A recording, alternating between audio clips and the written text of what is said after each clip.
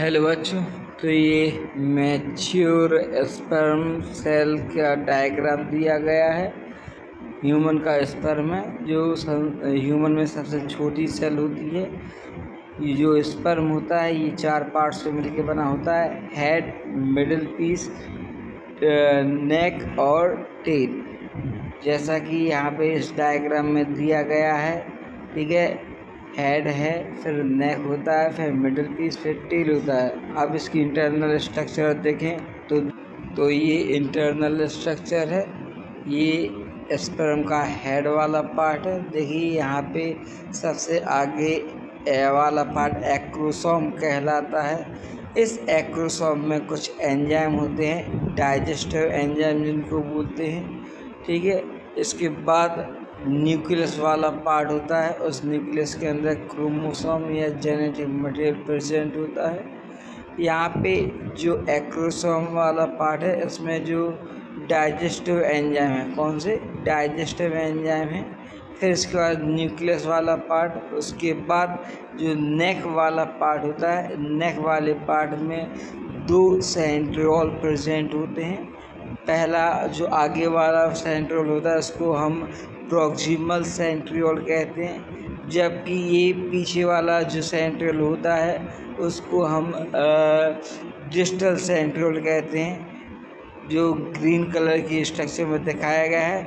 इसके बाद middle piece वाला पार्ट होता है जिसमें माइटोकॉन्ड्रिया होते हैं। यहाँ पे ये जो रेड कलर की स्ट्रक्चर है ये न्यूक्लियस है। ध्यान देना बच्चों, यही न्यूक्लियस फीमेल के ओवम में जाता है जो आगे जाके फर्टिलाइजेशन में हेल्प करेगा। फिर यहाँ पे जो एक्स की जैसी स्ट्रक्चर है ये हमारे क्रोमोसोम प्रेजेंट है। इसके बाद यहाँ पे अगली स्ट्रक्चर देखें तो ये लाइसोसोम मतलब कि एक्रोसोम है। एक्रोसोम में डाइजेस्टिव एंजाइम होते हैं। डाइजेस्टिव एंजाइम मतलब कि ये लाइसोसोम वाला पार्ट रहता है। यहाँ पे 3 एंजाइम प्रेजेंट होते हैं।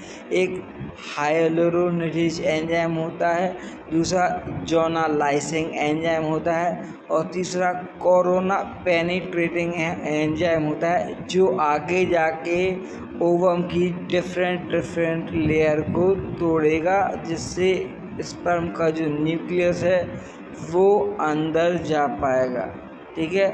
और ओवरऑल ये जो हेड वाला पार्ट होता है इसके चारों ओर एक मेम्ब्रेन होती है जिसको हम नॉर्मल प्लाज्मा मेम्ब्रेन कहते हैं। तो ये स्ट्रक्चर हो जाती है हमारे हेड वाले पार्ट की। इस हेड वाले पार्ट में हमने देख लिया है ऊपर एक्रोसोम था और बाद में क्या था, बाद में न्यूक्लियस वाला पार्ट था। इस न्यूक्लियस पार्ट में क्या थे, हमारे क्रोमोसोम्स या जेनेटिक मटेरियल ये प्रेजेंट थी। फिर हमने ये नेक वाला पार्ट देखा। नेक वाले पार्ट में 2 हमारे सेंट्रियोल थे जो ग्रीन कलर की स्ट्रक्चर में दिखाई दे रहे हैं। एक पास वाला सेंट्रियोल जिसको हमने प्रॉक्सिमल सेंट्रियोल बोला था, जबकि दूसरा वाला जो सेंट्रियोल था उसको हमने डिस्टल सेंट्रियोल बोला था, ठीक है। इस प्रकार से हमारे 2 पार्ट कंप्लीट होते हैं, ये हेड वाला पार्ट और नेक वाला पार्ट। अब हम इसके बाद मिडिल पीस वाले पार्ट पे आएंगे।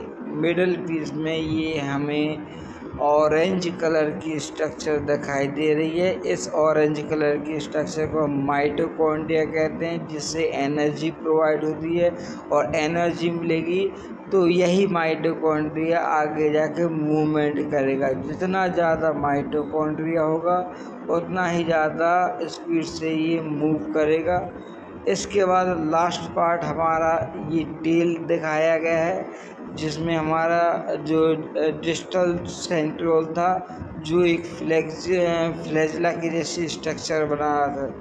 देखिए एक बार फिर से यहाँ पे दिया हुआ है, ये हमारे सेंट्रियोल हैं। सेंट्रियोल यहाँ पे 2 दिए हुए हैं। एक तो पहला ग्रीन कलर वाला पार्ट है जिसको हमने प्रॉक्सिमल सेंट्रियोल बोला था, जबकि दूसरा एक लंबा एक फिलामेंट की जैसी स्ट्रक्चर में जिसको हमने डिस्टल सेंट्रियोल बोला था। यही डिस्टल सेंट्रियोल इस स्पर्म को मूवमेंट कराने में हेल्प करता है। इस तरीके से ये हमारी स्पर्म की पूरी स्ट्रक्चर है।